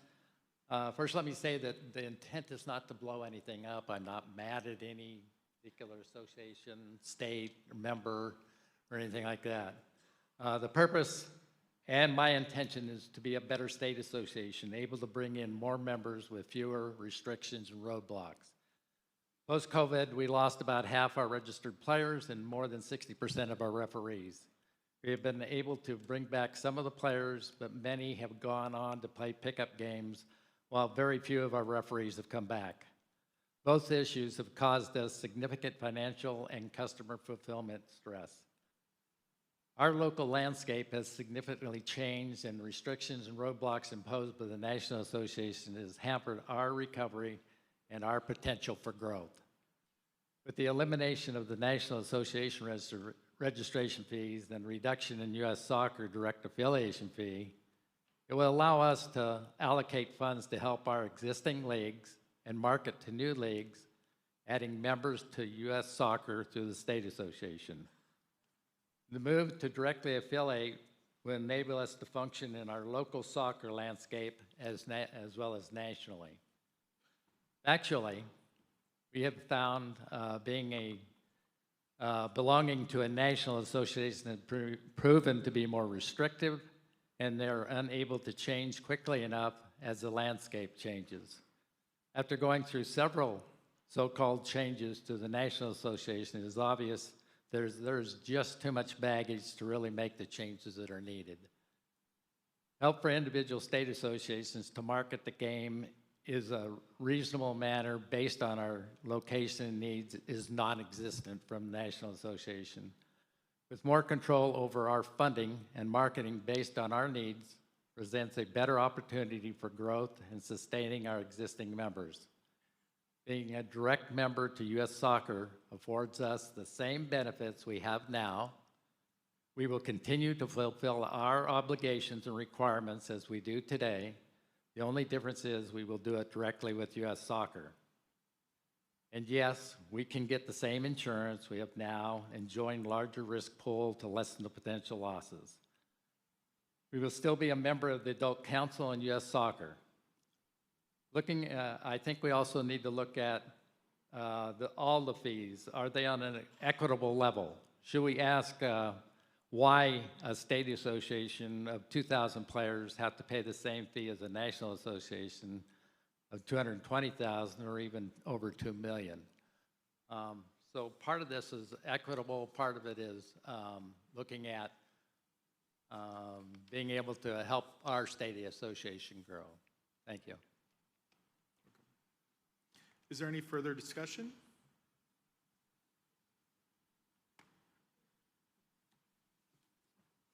All right, hearing no further discussion, and because this requires a 60% vote, the question is on adoption of the proposed amendment to policy 214-2 as found in the policy amendment section of your book of reports. The motion requires a 60% vote for adoption, and the vote will be taken by keypad. Are you ready for the question? Ms. Mullenix, please proceed with the vote. All those in favor of the motion, please press 1 on your keypads. All those opposed to the motion, please press 2 on your keypads. Voting is open.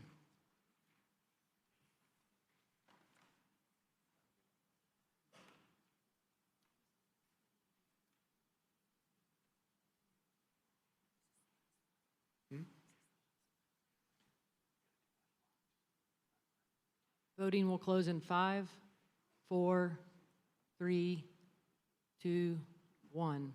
Voting is now closed.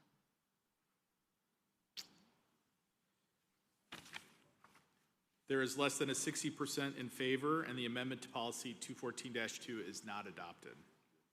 Thank you.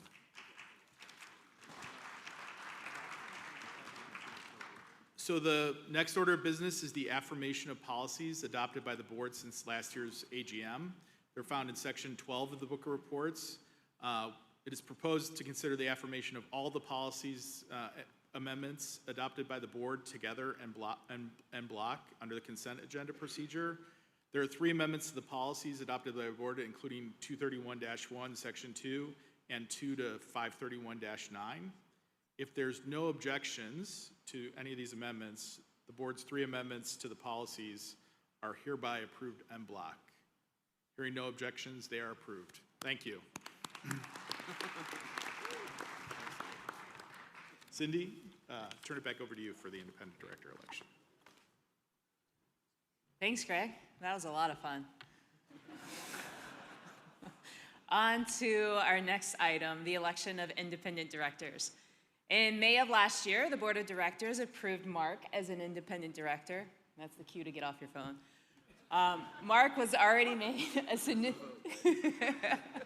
He's already made a significant impact. As you heard earlier today, he is the Vice Chair of the Budget and Finance Committee. He is also the Vice Chair of the Investment Committee and a member of Risk, Audit, and Compliance Committee. His experience as a financial executive and as a leader on other business and nonprofit boards has been invaluable, and he has been a wonderful addition to the U.S. Soccer Board of Directors. Unless there is an objection, Mark Johnson is elected to the independent director term expiring in 2027 by acclamation. Congratulations, Mark, and thank you.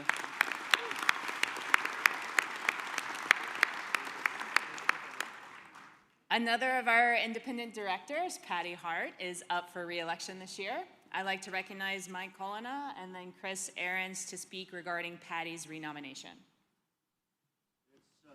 It is absolutely my privilege to nominate Patty Hart. I think we joined the board at roughly the same time.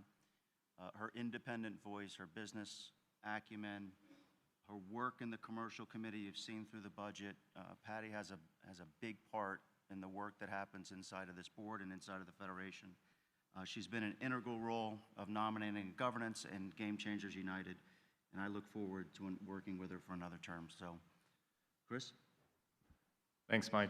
There's not much more to add than Mike did. He captured Patty's talents and accomplishments well, but we're just so incredibly lucky that we get to have someone with Patty's expertise as a former chief executive officer, served on many boards, has chaired large corporate boards, and to get that as an independent director to help provide his guidance. One of the things that stands out to me is that I served on, I think, what might have been the initial commercial committee with Patty, and along with staff like Dave Wright, when we were looking to bring our commercial rights in-house, and her expertise and experience in that space was just incredibly invaluable. So I too echo Mike's sentiments and look forward to getting to work with Patty for another 3 years. Great, thanks Mike and Chris. Unless there's an objection, Patty Hart is re-elected as an independent director by acclamation. Congratulations, Patty, and thank you.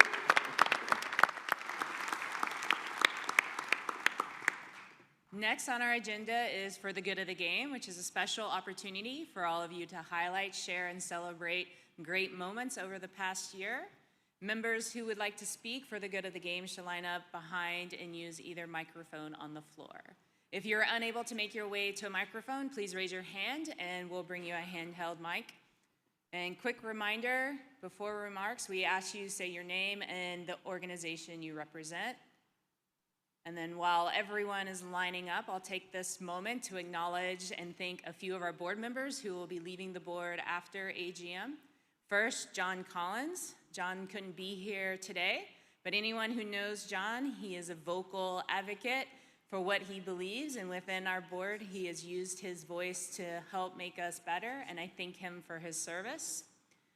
Lori Lindsay as well, who has been a stalwart of the Athletes Council, and her service to the sport continues with her broadcast and podcast roles. So thank you to Lori. And last but certainly not least is Danielle Slayton. Danielle has been a very impactful leader on the board, and she will be missed. She continues her service to our game at Bay FC and U.S. Soccer Foundation. So thank you to Danielle.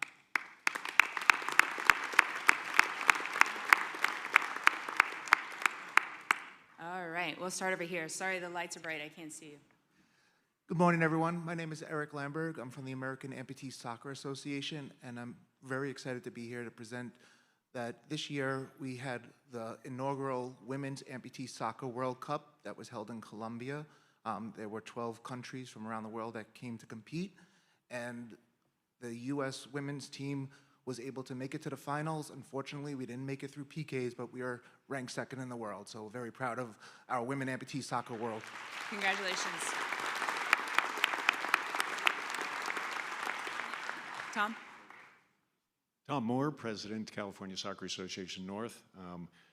First of all, of the 4 AGMs at which we've been able to hold inter-council games, by far this was the best venue, and I would like to suggest we give staff a big round of applause for putting this together very, very well. Secondly, couple of years ago, with the Adult Council, since we haven't been doing very well in these games, put together a strategy. That strategy was to recruit a lot more players so we would be able to do substitution a lot and just exhaust the athletes. So adults, thank you for coming out in great numbers last night, but I would urge you to figure out which uniform to wear for the game.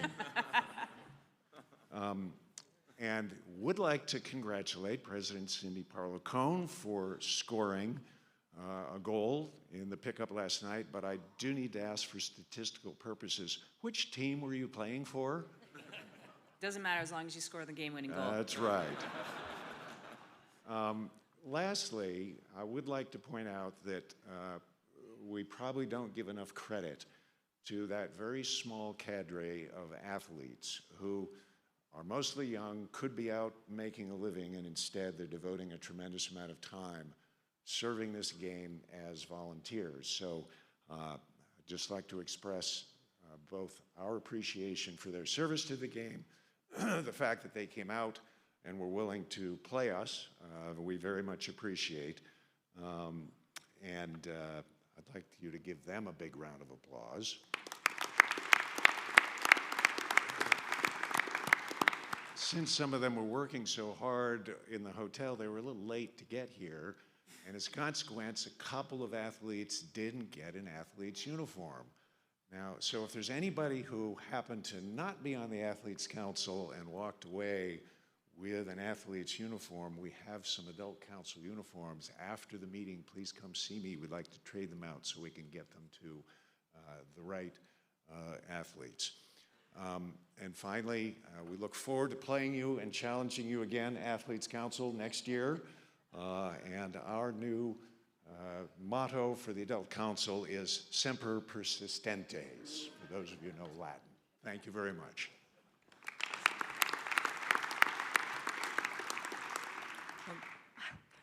First of all, we're delighted to have the new organizations, and we'd like to know how we can work with you as the Youth Soccer Association so we can involve these children in our programs. Also, I want to recognize that many of the state associations are celebrating their 50th anniversary. Illinois Youth Soccer is. I'm Mary Jane Bender from Illinois Youth Soccer, and we are celebrating our 50th anniversary this year. And that means we have conducted successful businesses for 50 years. And so many of us are here and doing the same thing. And really want to say we are great members of U.S. Soccer Federation, delighted to be there. And this has been an incredible AGM. And I've been doing this for 32 years. And Cindy, JT, thank you. Thanks, Mary Jane. Michael Tata, Western New York Adults. Again, thank you for putting this on, and I think we all know the thankless job it is serving on different boards, so thank you for what you're doing. Last year I spoke and I talked about the referee registration process. I like some direction that we're going, but I must say again, we must simplify the referee registration process. If we want to retain, we must simplify the referee registration process. Thank you. Yeah. I think JT will concur. I think it took him 6 months to figure out how to do it. Go ahead, Chris. Thanks, Cindy. I wasn't sure if I was supposed to speak up there, but that line was too long, so I definitely budged you, Chaz. I apologize. I walked all the way around to get in over here. First off, I want to thank Tom. Those words about the Athlete Council mean quite a bit, actually, so thank you so much. And I want to return the sentiment to you, standing up and offering to play us. I really think it's helped build relationships, Tom. So kudos to you. The uniforms were a really nice touch. And you're right up in Soccer America was great as well. So Tom, I just wanted to thank you. And then on the heels of Tom acknowledging the Athlete Council, in November we did undergo an election for our most recent group. Their term technically starts what time we get out of here. But they are here, they're present, they're scattered throughout the back. We also have our current Athlete Council that is sitting at the table here.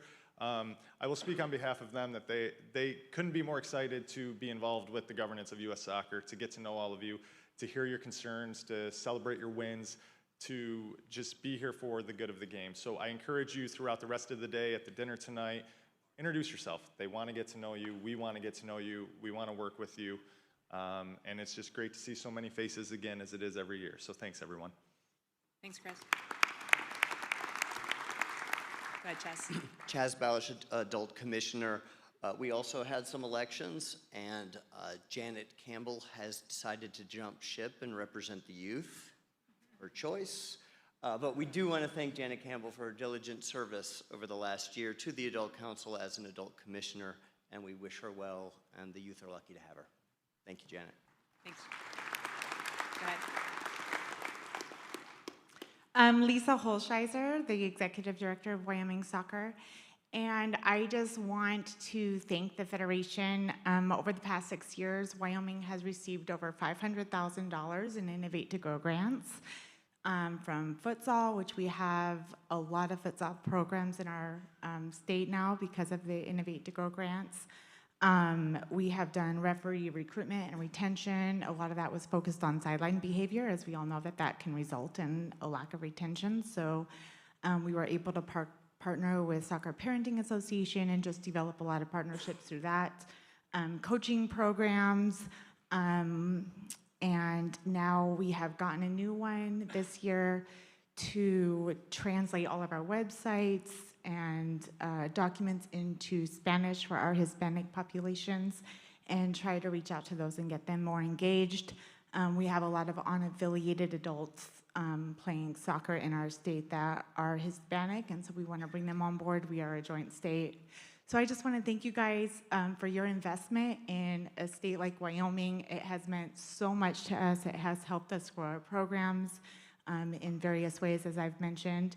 And also just a shout out to Melissa Radke for her patience with me. I am the only full-time employee, so my brain is going in a million directions. And so just really appreciate her and really appreciate all of you. Thank you. Thank you.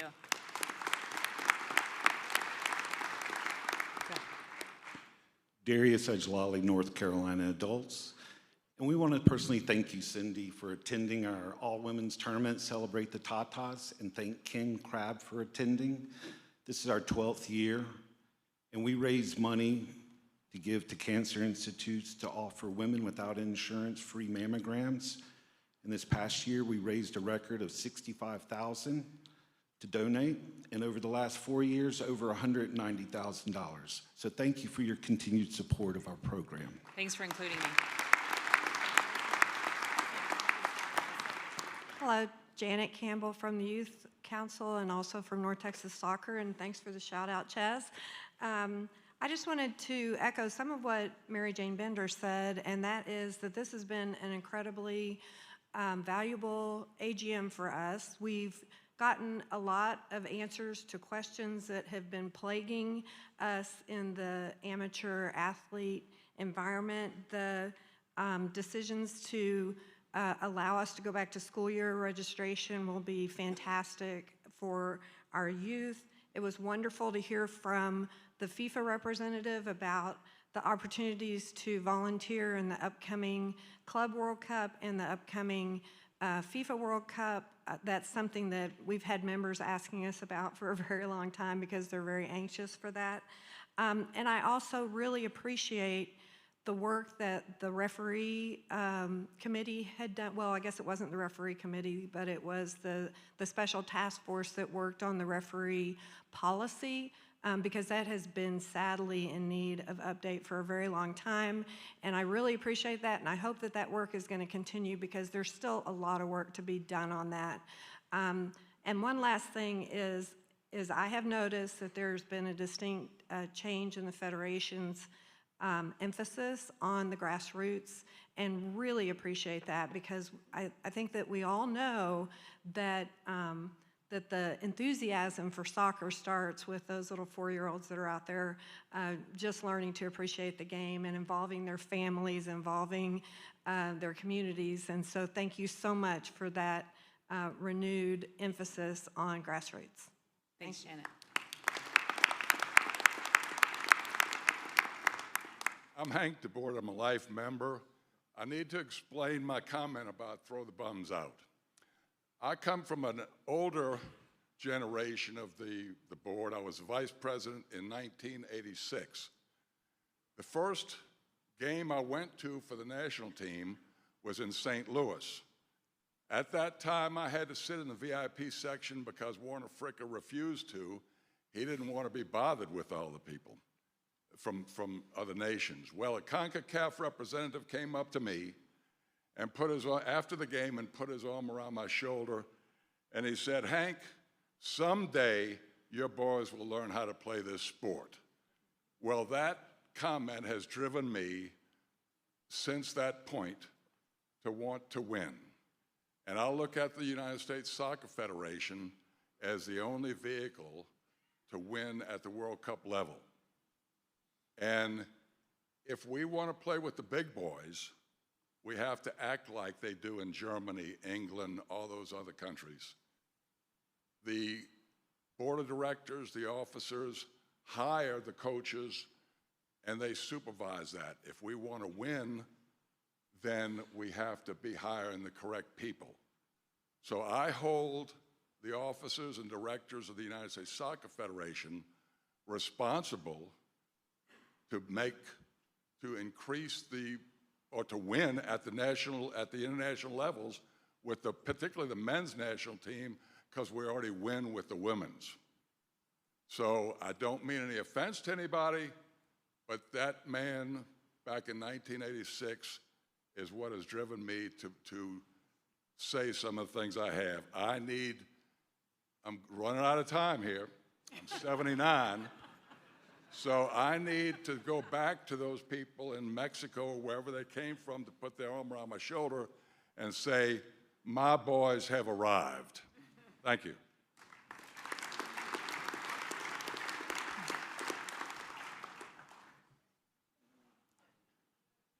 Hi, I'm Kendra Halterman. I am the WPSL Commissioner and also the Executive Director of USA Deaf Soccer.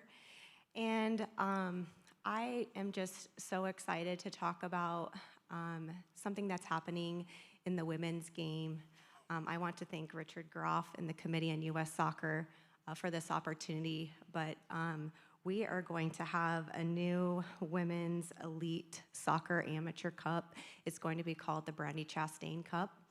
And this event is going to have the winner of the WPSL, which is going to be the Sacramento Storm.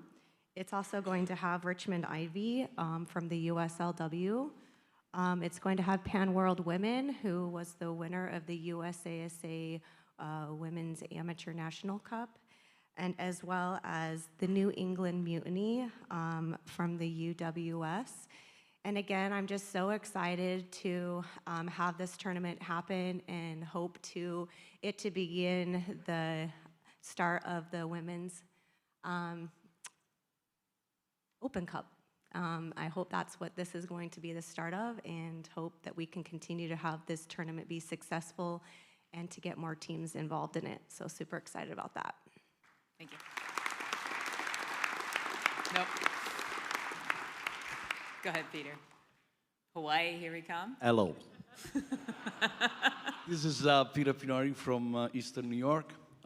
First, I hope I got to start with a sad note, but hopefully as I speak a little longer, it'll be better. I want to recognize a long member of soccer who has dedicated his entire life, which is Consalvo Turki, who has just passed away a couple days ago. So I wanted to make sure we recognized him because he did give his entire life for this game that we all love. So enough for the sad. Next, I want to say thank you to Melissa and her team. She is invaluable to all of us for the help that she provides, and her team. They're great people, and I'm so glad that they're there for us. Third, and of course it has to be the third, I think it's about time we go back to Hawaii for our meeting. You know, it's great to be in Atlanta, and it's great to be in Chicago, and it's great to be whatever. But there's only one Hawaii, and I think we should get back. So I'm hoping that JT and our leader find a way to get us back there. Thank you very much.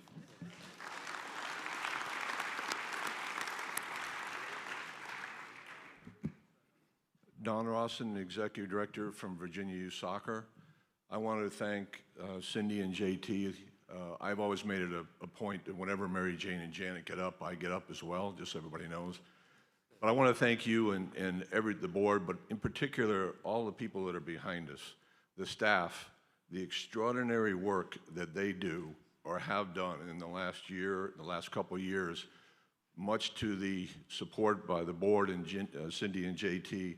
I think it's appropriate for all of us to give a really big round of applause for the staff and everything they've done.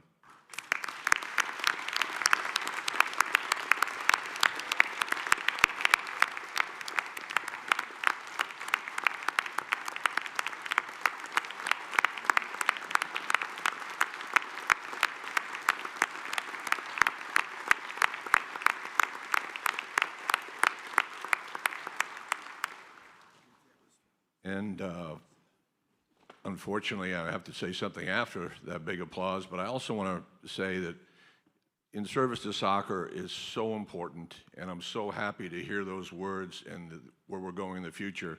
And to speak to that, I just want to thank Mike Culina and U.S. Club Soccer. In Virginia, not every state association is made the same. We all know that. In Virginia, there's a significant amount of travel soccer, and so there was a U.S. Club State Cup. We had a State Cup. Clubs are not any longer homogeneous. They belong to different members. And we started for the first time ever a joint State Cup. And I just want everybody to know that reaching across the aisle can work. It was extremely successful, and we're not looking back. We're looking forward because our clubs and our players and our families demand it. So thank you.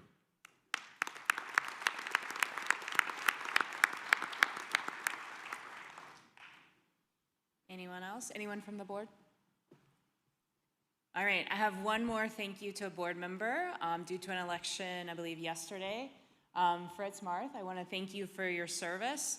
The unfortunate thing for you is if you had been elected 1 year later, you'd had a 4-year term instead of only serving 1 year with us. But thank you for stepping up and serving. We will miss you.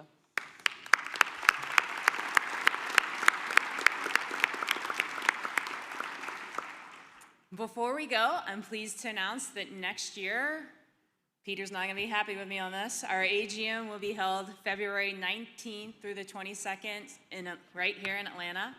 As we continue to establish Atlanta as our home, we look forward to seeing you all here next year as well. I'm not saying we're never going to Hawaii, it's just not happening next year. Definitely not. Different hotel. Definitely a different hotel. Thanks again, everyone. I appreciate everyone's work today. And as I said earlier, I am incredibly excited about the future. Together as your partners, we have made a lot of progress, but there's still a lot of work to do. The future is very bright, and I look forward to continuing our work together. As we wrap up the 2025 National Council meeting, we'd like to remind everyone of the great activities taking place this afternoon. We'd like to encourage everyone to join us for a site visit to the Arthur M. Blank U.S. Soccer National Training Center and visit the U.S. Soccer Learning Booths and Insiders Lounge. Finally, we look forward to seeing you and celebrating together at the awards dinner this evening. So thank you again, and the meeting is adjourned.